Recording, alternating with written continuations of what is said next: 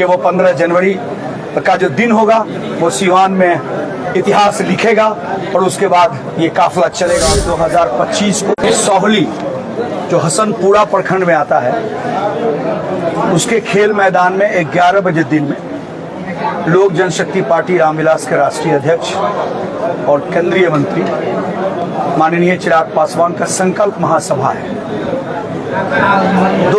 2025 की शुरुआत और हमारे नेता ने सीवान से उसकी की है 15 जनवरी को। यकीनी तौर पर यह कार्यक्रम बहुत ही ऐतिहासिक होगा। विशेषकर आज हम सीवान के साथियों की तैयारी को देखकर यह महसूस किया कि हम लोगों ने जो सोचा है उससे बहुत अधिक हम समझते हैं कि उस दिन उस मैदान में तिल रखने की कहीं जगह नहीं होगी।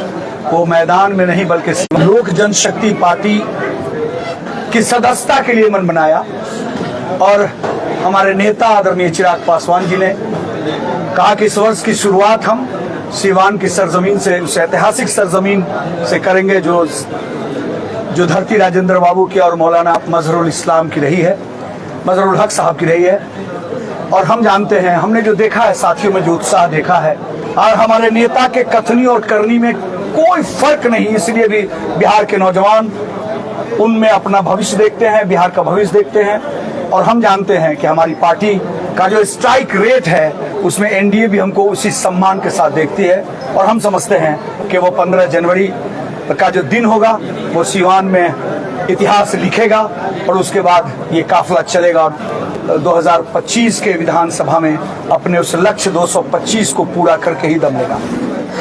पार्टी के राष्ट्रीय सचिव है, राष्ट्रीय महासचिव है, क्या लगे रईस खान के आने से पार्टी कितना मजबूत होगी? पार्टी में एक साधारण कार्यकर्ता के आने से पार्टी मजबूत होती है और रईस खान और अयूब खान कितने मजबूत है आप तो सारे साथी सीवान के हैं, इसको कहने की कोई आवश्यकता नहीं। उसके विजन को मजबूत करता हुआ स्वर्गीय नेता रामविलास पासवान के सपनों का बिहार बनाएगा। 15 तारीख से चूंकि चिराग पासवान अपनी यात्रा की शुरुआत प्रधान था, 136 सीट पर हम चुनाव लड़े थे।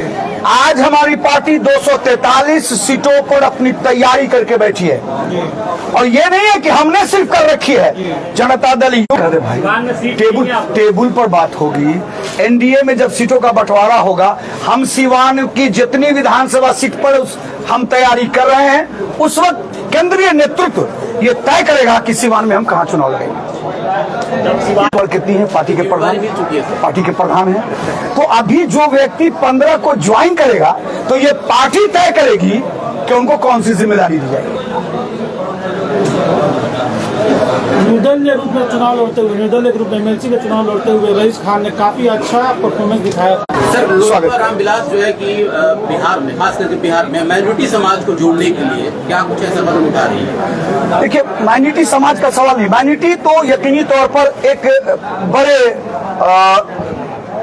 धोखे बिगाड़ कुछ नहीं सकेंगे, लेकिन वो जो 18 ठो मोटरसाइकिल वाला था उसके वोट को परफेक्ट कर दिया वो अपना कहीं काम कहीं जिसके लिए गुलामी करते आए हैं, जिसके लिए जान देते आए हैं, उनको देखने भी जाता है क्या? उनके यहाँ वोट मांगने जाता है क्या? वो तो समझते हैं कि मोदी के खिलाफ ही मेरा खरीदार वोट है, जरा खरीद, इस वोट को हम खरीदे हुए हैं, इसलिए हम आपके माध्यम से। लेकिन इसका कहते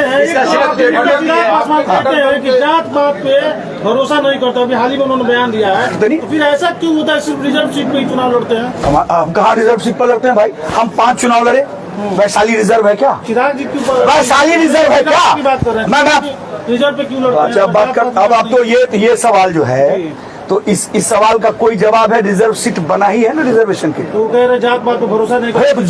जात पात की बात चुनाव से होती है क्या? हाजीपुर से उनका रिलेशन 1977 से, Ramvilas Paswan Guinness world book. तो ये एक सवाल, ऐसा सवाल है। भाजपा से मुसलमानों का प्रायः एक दुराव देखा जाता है, तो हम एनडीए में है लोजपा के साथ। लोक जनशक्ति पार्टी रामविलास एनडीए की सहयोगी है, एनडीए का जो हमारा अपना एलाइज है उसमें हम हैं। माइनॉरिटी से हम अपील करते हैं कि उस पार्टी को अपना समर्थन दो जो रामविलास पासवान के सोच को लेकर आगे बढ़ती है। आपको विश्वास है माइनॉरिटी आपके साथ आएंगे? यकीन। अच्छा बताइए, आप बूथ पर चलिए, आप चिराग पासवान के लोकसभा क्षेत्र में, चिराग पासवान के लोकसभा क्षेत्र में माइनॉरिटी बूथ उलट लिया। ये मेरे प्रदेश अध्यक्ष हैं। हम काम कर रहे थे इसमें चेहरा कला में, हम काम कर रहे थे चेहरा कला में, ये काम कर रहे थे लालगंज में। तो अब वहां देख लीजिए कि चिराग पासवान को माइनॉरिटी का कितना समर्थन। तो ये तो सच न है। हम अभी मोहतरम को हमने कहा